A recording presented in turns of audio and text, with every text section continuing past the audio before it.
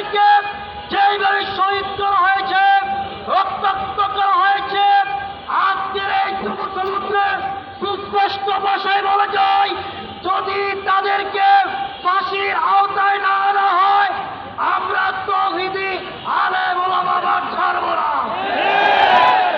কিশোরকে ফাঁসি দিতে হবে, ইয়ামিন কাসেমকে ফাঁসি দিতে হবে, ওসিফকে ফাঁসি দিতে হবে, মুস্তাফাকে ফাঁসি দিতে হবে, ফকির ময়দান মুক্ত করতে হবে, 6 নম্বর মুক্ত করতে হবে।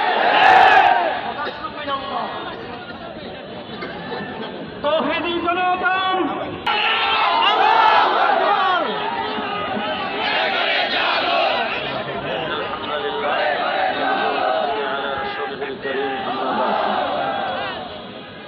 সংগ্রামী সভাপতি হযরত উলামায়ে কেরাম, উপস্থিত জনতা, কয়েকটি কথা আপনাদের সকলেরই জানা দরকার এবং শোনা দরকার।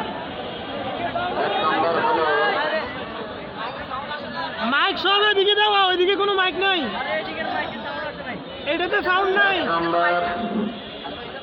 1 নম্বর হলো একটি মিডিয়াতে ছবি সহকারে, ভিডিও সহকারে রিপোর্ট করেছেন যে তারা আজকে যে ধরা পড়ছে মাসবির নূর এবং তাদের চিহ্নিত ব্যক্তিগুলো ইসরায়েল সফর করে ইসরায়েলের মুসাদের সাথে তারা বৈঠক করেছেন। গত পেশিস সরকারের স্বরাষ্ট্রমন্ত্রী একদিন বলেছিল যে তারা ইহুদিদের দালাল। ওই সরকারের ধর্মমন্ত্রী শেখ আব্দুল্লাহ বলেছিলেন ইসরায়েল থেকে টাকা আসছে আমার জানা আছে, তারা ইসরায়েলের দালাল হিসাবে তাবলীগকে ভাঙ্গার জন্য গভীর ষড়যন্ত্র করছেন। 2 নম্বর কথা বলতে চাই, আক্রমণ করেছেন তারা, আমাদের পক্ষ থেকে প্রতিরোধ করার জন্য কোনো ব্যবস্থা হয় নাই। 2013 সালে শাপলা চত্বরে শেষ রাত্রের বেলা আমাদের জিকিররত, তাহাজ্জুদরত, সেজদারত মুসল্লিদের উপরে আওয়ামী লীগ যেইভাবে ঝাঁপিয়ে পড়েছিল, তারাও ঠিক সেইভাবে টঙ্গীর ময়দানে ঝাঁপিয়ে পড়েছে। আওয়ামী লীগ আর তাদের মধ্যে কোনো পার্থক্য নাই। 3 নম্বর কথা বলতে চাই, আমরাও গ্রেফতার হয়েছিলাম। ভারতের দালালি করে, ভারতের প্ররোচনায় বর্তমান অন্তর্বর্তীকালীন সরকারকে অকার্যকর করার জন্য, চ্যালেঞ্জের সম্মুখীন করার জন্য এই কাজটি ঘটাইছেন।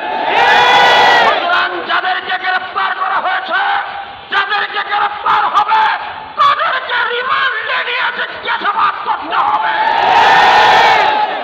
শেষ কথা বলতে চাই, মিরপুর 6 নম্বর মার্কাজ সাদিয়ানীদের তাবলীগ আর সেখানে চলবে না।